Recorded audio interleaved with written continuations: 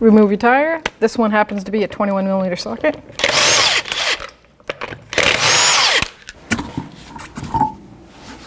Take the caliper off by the caliper bracket to knuckle 17mm socket. There's a lower bolt and upper bolt. Now I'm going to remove the caliper, and I'm going to try to hang it out of the way because you don't want it having any stress on that flex hose. But we have to take those bolts out, so let's go on this side. Yeah, that's good. Before installing the new caliper, I like to take it apart, 14mm socket, take the slider pins out, and let's confirm that they're lubed up properly. Plus, it's easy to install the bracket, then the caliper on top of that. So this is what I mean by the slider pins.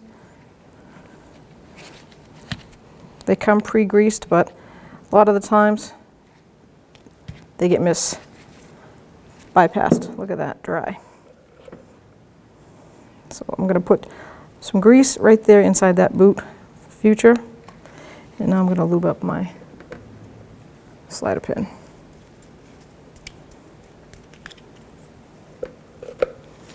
Install. I like to do in a spinning motion, that way it gets all the air out, you can hear it.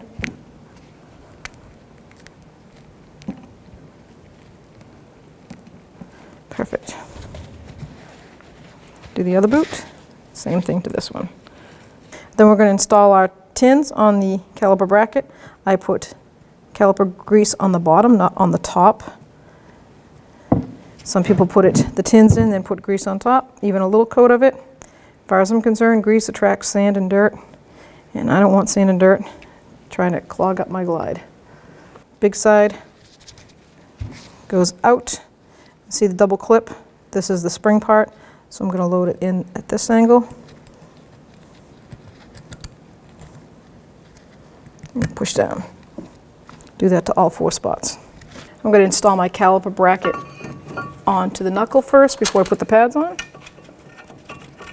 2 bolts, 17mm socket or a wrench. I'm just going to snug that up, and then I'm going to torque it to the specs. Torque specs for this is 72 foot-pounds.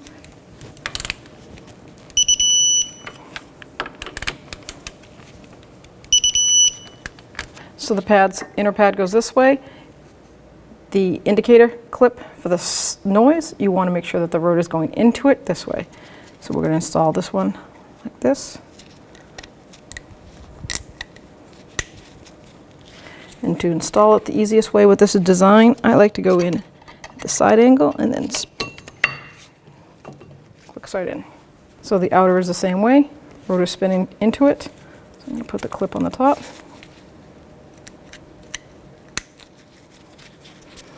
Go in at an angle. Perfect. Now we can install the caliper. Line up the slider bolts.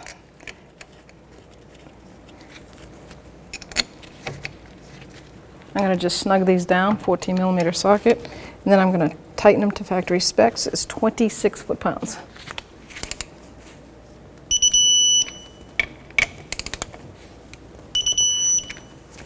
Make sure you have a catch basin underneath. We're going to take the flex hose off, 14mm socket. I'm going to remove the shipping plug for the back of the new caliper. Get that out of the way. I'm going to take the old washers off. New caliper comes with new banjo bolt, new copper washer. So it goes copper washer, banjo bolt, then new washer. The new bolt is a 12mm socket. Always started by hand. And then snug it up.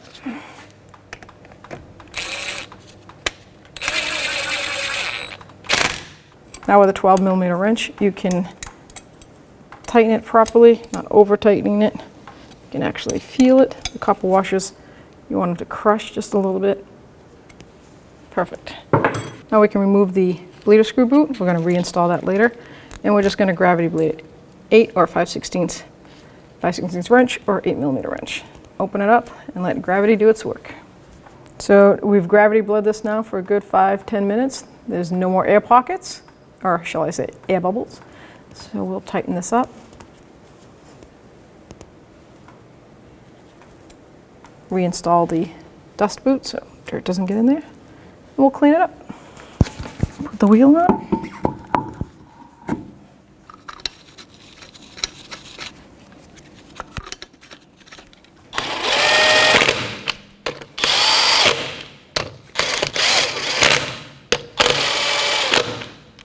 .21mm socket. Wheel torque is 76 foot-pounds. You're going to tighten in a star pattern. Double check.